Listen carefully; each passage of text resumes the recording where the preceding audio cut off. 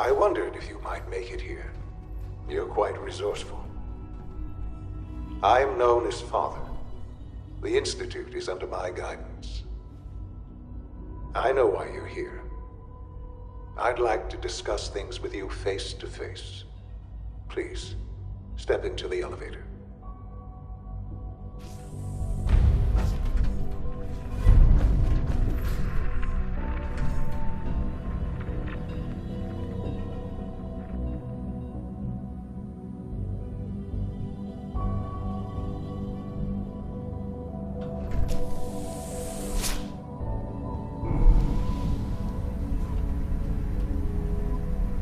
I can only imagine what you've heard, what you think of us. I'd like to show you that you may have the wrong impression. Welcome to the Institute. This is the reality of the Institute. This place, these people, the work we do. For over 100 years, we've dedicated ourselves to humanity's survival. Decades of research, countless experiments and trials, a shared vision of how science can help shape the future. It has never been easy, and our actions are often misinterpreted by those above ground. Someday, perhaps, we can show them what we've accomplished. But for now, we must remain underground. There's too much at stake here to risk it all. As you've seen, things above are unstable. I'd like to talk to you about what we can do for everyone. But that can wait. You are here for a specific, very personal reason. You are here for your son.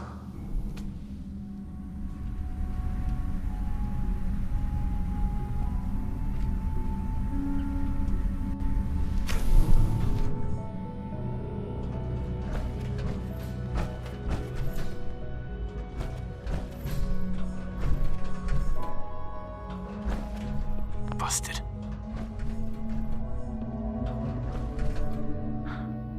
Sean? Huh? Yes, I'm Sean. Sean. Oh my god. It's really you. Who are you? Sean, it's me. I'm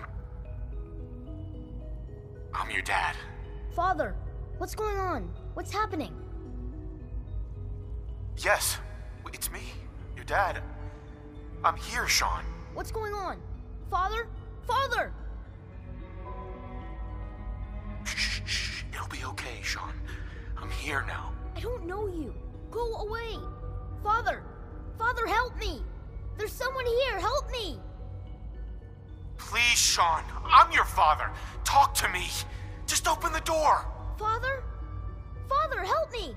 He's trying to take me! Father? Father, help me! Sean. S923, recall code Cirrus. Fascinating, but disappointing.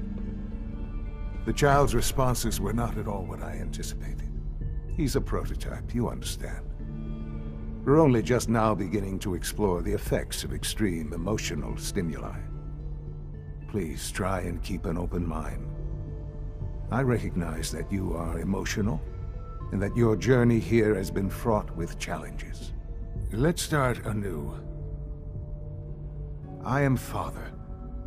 Welcome to the Institute. Give me Sean. The real Sean. Right now! I know. You've gone to such lengths to find him. Just help me understand what's going on here. I promised answers, and answers you shall have. But I need you to realize that this situation is far more complicated than you could have imagined. You have traveled very far, and suffered a great deal to find your son. Well, Your tenacity and dedication have been rewarded. It's good to finally meet you. After all this time. It's me. I am Sean. I am your son. How is that even possible? I know this is a lot to take in. In the vault, you had no concept of the passage of time. You were released from your pod and went searching for the son you'd lost. But then you learned that your son was no longer an infant, but a 10-year-old boy. You believed that 10 years had passed. Is it really so hard to accept that it was not 10, but 60 years? That is the reality. And here I am, raised by the Institute, and now its leader.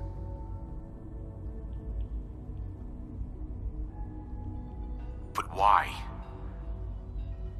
Why take a child? Why take you? Ah, now that's the question, isn't it? Why me? At that time, the year 2227, the Institute had made great strides in synth production. But it was never enough. Scientific curiosity and the goal of perfection drove them ever onward.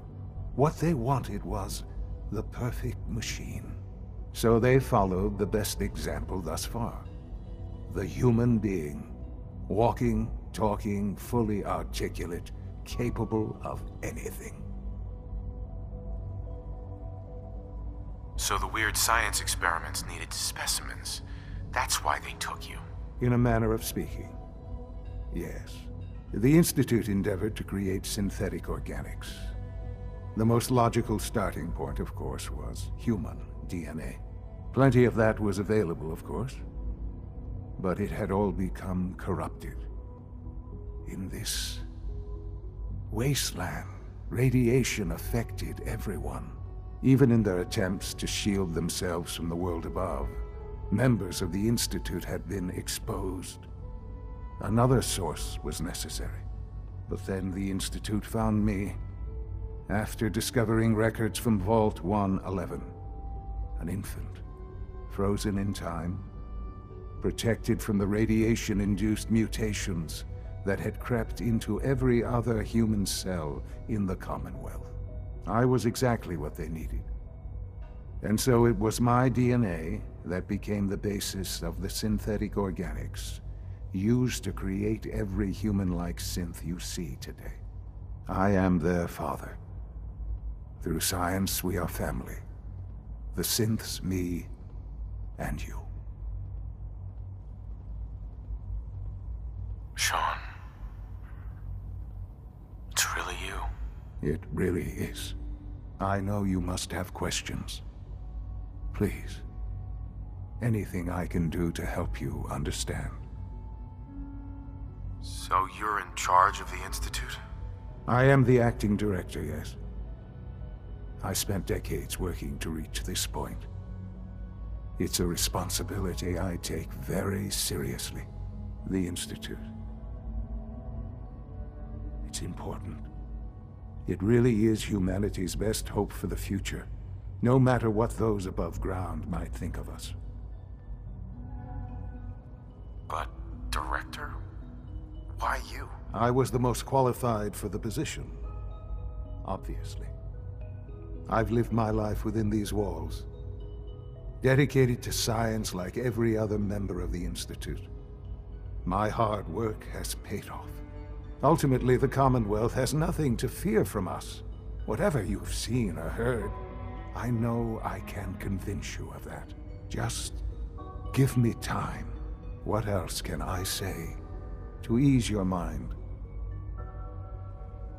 Kellogg. He worked for you? Kellogg. He was an Institute asset long before I arrived here. It wasn't until I became director that I learned of all the things he'd done. What kind of man he was. You knew the man was a psychopath, but you used him anyway? Would you have preferred that I turned him loose on the Commonwealth? At least keeping him on a short leash kept the collateral damage to a minimum. The Institute took advantage of Kellogg's vicious nature. I will freely admit that. Institute technology prolonged his life, and his usefulness far beyond any normal human lifespan. He never failed the Institute, but his cruelty became more apparent with every completed objective. I won't lie. It's no coincidence your path crossed his. It seemed a fitting way to allow you, us, to have some amount of revenge. What else can I say to ease your mind? Your mother. She never got to see you grow up. Yes. What happened to her was... I've gone over the records of the incident, of course. It seems her death was an unfortunate bit of collateral damage.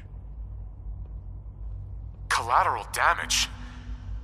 Is that all she was to you? I forget that it's been such a short time for you. I don't have any direct memories. And I've had my entire life to cope with the loss. Has it always been easy? Of course not. But I've done my best to move on and live my life. For many years, I never questioned who my parents were. I accepted my situation, and that was that. With old age comes regret. And asking what if more often. But what matters now is that you and I have a chance to begin again. I know there's more for us to discuss, but the Institute is on the verge of some important breakthroughs. Your presence would be appreciated as we approach them. I've been a part of something amazing here. I've helped to build a life for myself and the people of the Institute. And now, after all these years, you have an opportunity to help with that. Doesn't that intrigue you? Isn't that what you want? Yes, that's what I want. I know. I know you've been through so much. I'm pleased to see it has not impaired your judgment. Forgive me. I'd assume that after everything I'm sure you've seen above ground, you would be more than a bit biased against us. There is much to be done. You'll need time to acclimate yourself, a chance to become acquainted with our procedures. Is all that really necessary? What's there to learn? For now, it is enough that you understand that the Institute really is devoted to the betterment of humanity. The Institute is now your home as much as it is mine. Please take some time, get to know it. Meet the people you'll be working with. You'll want to introduce yourself to the division heads. Dr. Fillmore in Facilities, Dr. Ayo in SRB, Dr. Holdren in Bioscience, and finally Dr. Lee in Advanced Systems. They've all been notified of your arrival, of course. Meet them, and then we'll discuss what comes next.